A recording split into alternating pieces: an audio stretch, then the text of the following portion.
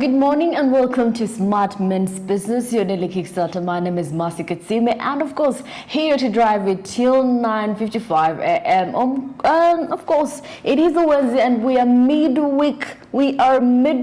Guys. How are you doing? How are you this morning? Good morning, Uganda. Good morning, East Africa. Good morning, the entire globe.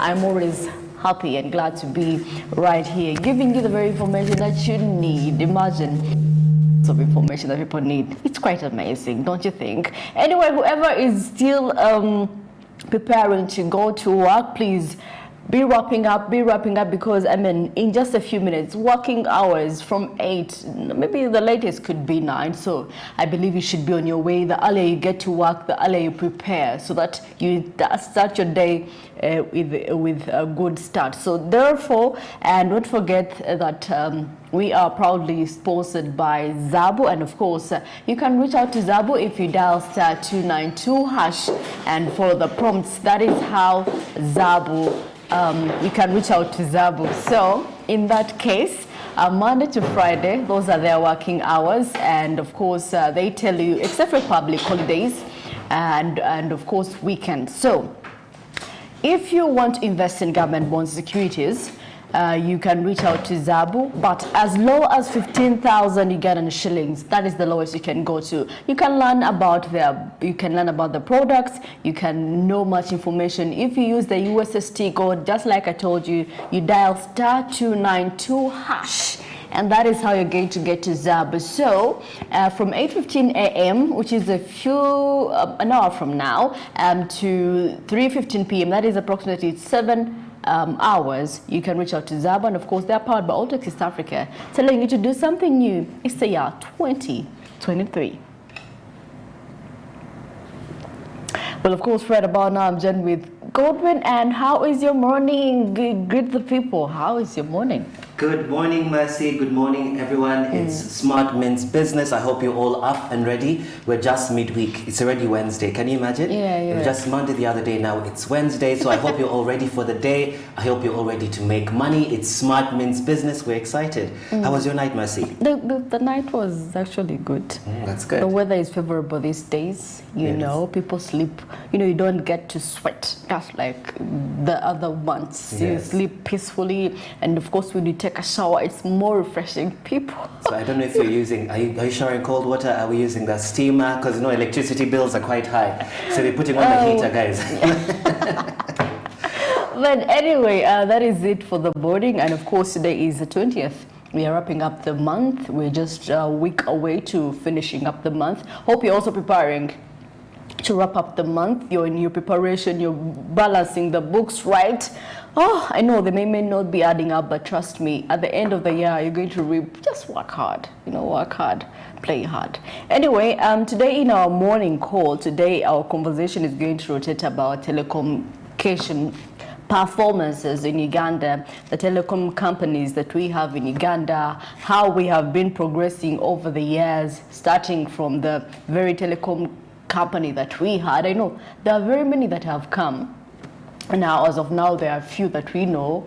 We have Airtel, we have MTN, we have Leica Mobile, which is majorly concentrating on data.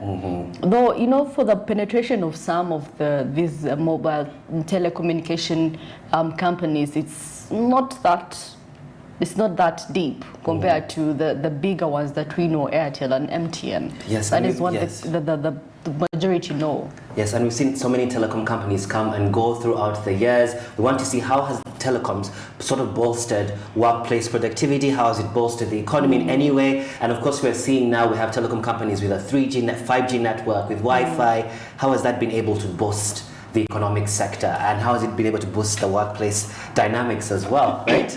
Yeah, so if you come to think of it, actually, from I think us accessing phones and all that, I think it started like in late 1990s. Yes, I wonder when was the first phone that you held? My mom, I think it was those Mango phones. The Mango phones, the one that had a big area. The one that's bigger than my head and my leg put together. I think that's the one, but slightly bigger. The one that you're seeing on screen. So yes, Nokia. So our mom said, you're going to have this phone with your brother just for emergency purposes. Back then, they'd give give you those phones just to have, so in case your parents are away. And we that's know what we'd we call them play on. with these games, but of course, in the 1990s, actually, there were two companies that had actually started in Uganda. That was Uganda Telecom. You remember Uganda Telecom? Yes. And of course, Uganda Post Limited. They actually, so with that, there were the operations including fixing landlines, mobile landline phones, Yes. and all that, mobile phones and internet services. By then, internet services were not actually common in Africa. They were actually. basically unheard of, right? They were Because back unheard then of. we had only broadband, so very few people were really onto the internet. But what the phones were able to help us with at the time, when they brought communication. in, is communication. It was able to boost communication tasks, able to boost productivity. So you're able to do certain things that you don't have to now run from one office to another or run from one town to another to get the information. Because back then we used to send letters before the phone came around. So telecoms have really boosted productivity at the workplace and boosted the economy. And do you remember the call boxes where they used to put the phone for the with pay coins phones, inside, the pay phones, the MTN pay phones? They were really resourceful. Actually, they would be in every center, so you just place in your coin and dial in and call. And you had to memorize the number, or you had to write it down on a paper. So imagine you're walking from place to place and it rains and you lose your paper, right? So it's really increased efficiency. Imagine the evolving that we've been through. For us who saw Uganda Telecom, we saw Warid, we saw Zain, we saw a lot have We've had come. some of the telecoms, I think, that have outlasted so many. We have MTN, right? If you find someone that has a 0772 number, then you know they've definitely had a full life and they're very satisfied. They should be owning like 7 acres of land somewhere. But of course, talking about the penetration of internet and of course data usage, it started early in 2000s. Yes. And that is when people started actually, embracing, internet. But there were a few though, still. And of course, Facebook coming into place. By then our phones wouldn't access because most of them were button phones. Yes. Yeah. So you would actually go to the cafe and do your research from there. The search engines, Google.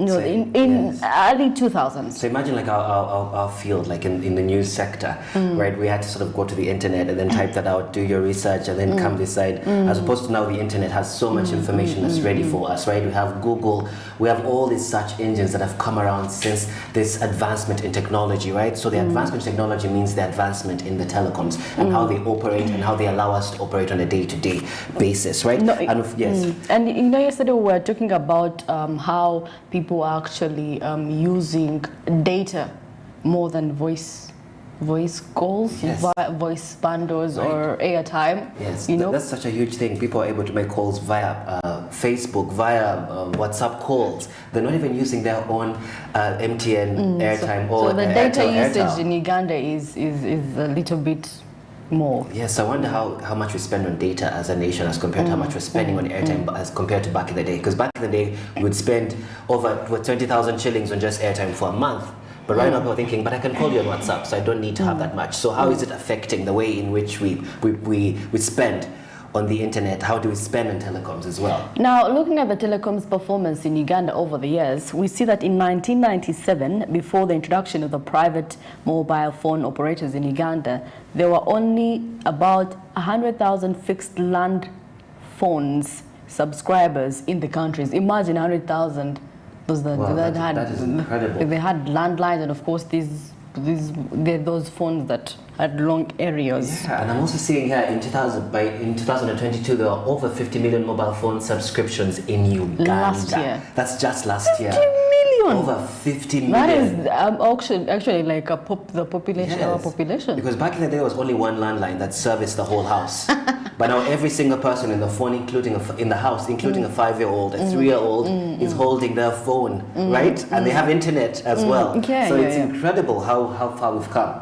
So in 1997, the internet penetration rate in Uganda was less than 1%. 1997, of course, because people had little access to mobile phones, and they still used the old methods of communication. Yes, later. by email, post mail, all these things, right? Post Uganda was was huge. I remember, I still remember our PO box where you had to go send mail and then you'd get a response maybe 2-3 weeks later. So the efficiency wasn't there. And I'm seeing in 2022, the internet penetration rate in Uganda was over 40%. So it's gone up exponentially, over 39% in the last few years. Now, of course, the telecommunication industry in Uganda contributes 6% of the country's GDP. Okay. Through data, through bundles that we buy. So indirectly, remember when that taxed that they were taxing us directly on data? Who can forget? I remember exactly how much it was. It was about 1,400 shillings a week, right? And then a month it was about 6,000 shillings that we were spending on taxes. And a daily it was 200. Oh my God. On a daily it was 200 shillings. So people had this ongoing debate: should I buy monthly? Is it cheaper to buy monthly, or is it better to buy daily? But then at the end of the day, you still use that. But you know, the good thing I like about Ugandans is that they comply to these things, much as they, kind of complain at the end of the day. But they're like, yes, I think I need the services. Let me just. We're incredibly compliant, and you saw there was such an increase in the use of VPN, and VPN hasn't gone up. If you look all around the world now, especially because of security risks, people wanting to have autonomy on their privacy, there's more use of VPN. That's when people started to say, you know what, this VPN thing can help me bypass these internet restrictions. And of course, telecommunication companies industry in Uganda employs over 10,000 people directly and indirectly through mobile money services, even the different communication in companies that we have, Airtel, MTN, whatever, customer care services. So it's definitely increased the different job sectors within the telecom industry, right? We have phone repairers as well that have come up, right? Those are jobs that have been created. We have data analysts, we have Wi-Fi experts, we have these guys who come and help you fix all that stuff. So it's really created a huge amount of job in that area. And of course, a study by World Bank found out that the high cost of telecommunication services in Uganda increased the cost of doing businesses by 20%. Yes. Of course, the communication was now you would call and reach out to someone and tell them the what you need, and easing up business compared to long time where you had to wait for maybe sent your things on the bus and you have to wait for communication. Then later, if someone informing you, oh, we're sorry the delays, but now communication is easier. Yes, there was always a huge amount of misinformation as well. And you're finding ways in which you're able to curb this in terms of productivity and human resource. We're seeing here that by bringing about increase in productivity of resources, the progress in this technology and telecoms makes it possible to produce more output with the same resources, or the same amount of output with less resources. So you find that you don't have to increase the amount of people you have, so you make sure the communication is done. You can have the same amount of people that increase, but the output is much bigger with telecoms. But of course, that is how the telecom industry has been progressing over the years, from the 1990s, late 1990s, to now. And of course, we're seeing the effectiveness of business is actually becoming more. People are now being productive with the new systems put in place by different telecom industries. Imagine you're using social media, you're selling while you're home. Yes. And it's interesting, and we're having this conversation now about the huge advancement in telecoms over the years. We're about to have a new conversation about the AI systems and how we have been able to upskill and be able to equip ourselves. Are we ready for that new advancement? Because we're seeing there's advancement technology, the telecoms and the internet bundles, then the internet structure. Are we going to be able to handle the new advancements in the AI systems that are coming up, and the new job, and what does it look like for the future of telecoms? Anyway, this conversation is going to be going on. We're going to be conversing on how we are performing in the telecommunication industry, or how we are progressing, the different companies in the different challenges that they face, and of course, now that we are on 40%, what measures are we putting that each Ugandan can access a mobile phone, they can access internet services. I think one of the first dealers that we ever had in Uganda, phone dealers, was Simba Telecom, right? It's been around since basically 1995 or 1997, and their goal was to make sure that every single person had a smartphone in their hands. So it's very, very important that before we only thought that it's the owner of the house that had to have a phone, or there was one phone that served the house. The head of the clan. The head of the clan, the person that makes the money, the bread and butter of the household. But now we're seeing it's very important that every single person, including your 3-year-old child, has access to a phone. So how far have we come? And how does that affect? Does that affect us in a negative way in some ways because we have so much access? Because we have phones, we have easier access to internet, especially for our children. And we're also finding younger people are making money online, much younger, especially in content. Yes, because content of creation. Content creation, the internet. We're finding we're having more content creators in Uganda. So people, it's sort of diversifying ways in which you can start to make money, but it can also be a huge detriment if it's not capped up or watched over. Well, that conversation is quite interesting, and of course, let's get into what is happening in the press.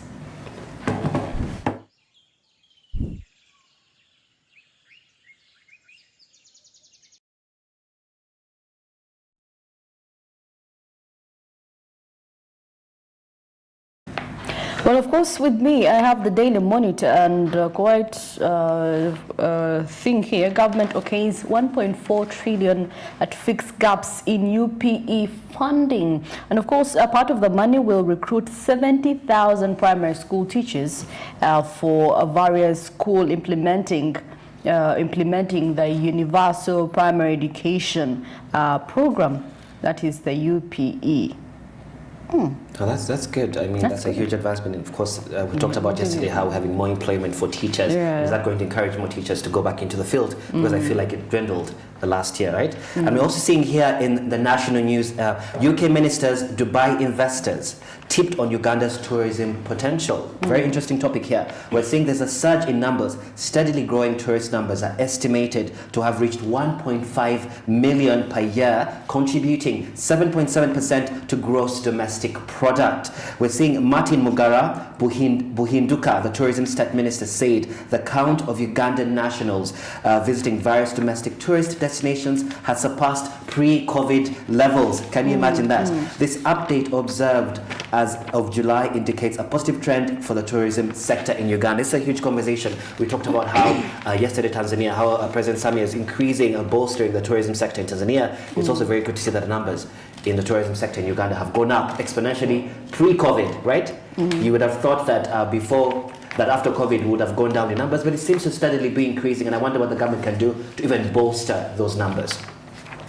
Interesting. Over to you, Mercy. Well, I'm seeing here quite an interesting article. So if you want to know, entrepreneurship and self-employment are not for everyone. Well, this is quite interesting. So you can get yourself a copy of Daily Monitor and read through, because I mean it's really true. Some people are meant to be employed. It's true. I mean, some people are meant to be employed, but others are meant to be able to diversify your income. People are huge proponents of you can still have your job, but as long as you can get some of that money you're making from that job to invest in other areas of your life, because we're in a world now where you can't solely depend on just one income, I think. And we're also looking here at the national news still. Bishop Sebagala appeals to government on forged land titles. This is a huge one, right? Especially if people are trying to get their land in order. There's so many forged land titles. We're seeing here the acting bishop of Luwero Diocese, James Williams Sebagala, has appealed to the government to investigate its officials involved in the forgery of land titles. The bishop noted that many people, especially in the greater Luwero region, were suffering over land officials who conclude with land dealers to forge titles and evict them from their land. This is such a huge conversation, especially we talked about people that getting land to be able to start your farming, agriculture practices. Now we're finding that people have forged land titles. You start building your rentals, and before you know it, they tell you your title is forged. It's actually been happening for years. For years. People do not know what they're getting themselves into. So at the end of the day, you find yourself in issues. And you've spent millions and millions of dollars. So what are the checks and balances? Who is regulating this area to make sure that when we're getting this, because it's going to deter a lot of people from trying to buy land if you've not done your full due diligence. If you've not done your full due diligence, you end up spending 800 million, whatever, and you can't get it back. Because it was the land it wasn't yours. So land disputes are heavy. Yeah, well, farmers task government to operationalize mechanization centers, and of course, farmers have tasked government to expedite the process of releasing funds meant for operationalization of 5 regional mechanization centers. Now, the farmers told the team of officials from the Ministry of Agriculture who were on an old spot assessment of the 5 regional mechanization centers last week, they are in dire need for the farmers' services. So these farmers are in need of mechanization centers where they can go and access these services. So, we need measures in place for them. For machines, for machinery, for maize, yes. What is it called? Maize, this one that... The milling, maize milling.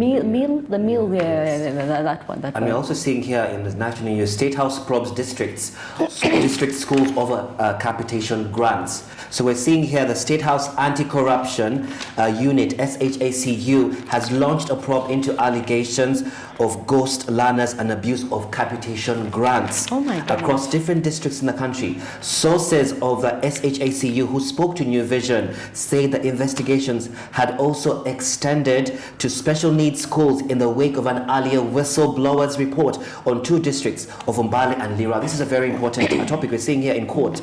We received a complaint from Mbale over the issue of ghost students, and then one from Lira on the issue of capitation grants, and our teams have been on the ground investigating the matter. Can you imagine how crazy that is? They're having ghost students in schools, and yet they're asking for huge grants, saying, no, we have over 700 kids in school that we're teaching, so they give you huge grants, but in actuality, there's like 5 or 6 students in class. So who's accounting for the rest of that money? Yeah. Anyway, today we are at... traffic update. We see people. I don't know why people choose to walk. But walking in the morning is actually good. Walking in the morning is actually good, if at all. Probably you feel you need to exercise in the morning. You can walk to work. It was a good campaign. It was a good campaign, and people are really embracing it. During COVID, we started to walk. So many people are walking. We convinced but Ugandans and walking. They're thinking, I can take a boat, I can walk, I can take a taxi. No one really wants to walk. But as we're seeing, this is around the clock tower area. The jam is still at bay. There's no jam yet. People are still walking in that area, and there's so many borders that are already on the road. Yes, so it's about that time that we need to skedaddle and get to work as fast as we can.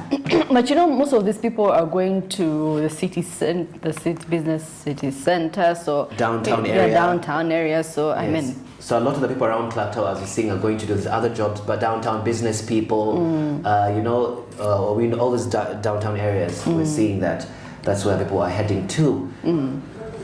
So I wonder what's happening towards the very top at Junior Road. I imagine the jam will sort of slowly go down. But do people use the flyover? Do they even use it? I doubt it. I doubt if it's fully operational yet. But I know once that flyover is up and operational, I hope it should curb the jam along that road. Because this is a street that I am so afraid to pass by.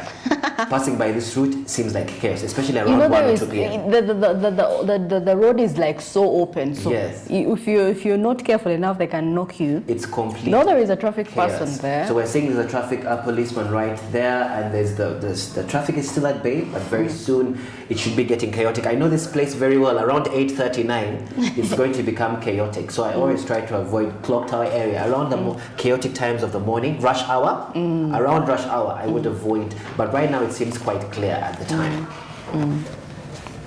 So whoever is planning to go to that side, and of course you work in the business area center, you have to know that the congestion is not yet that much.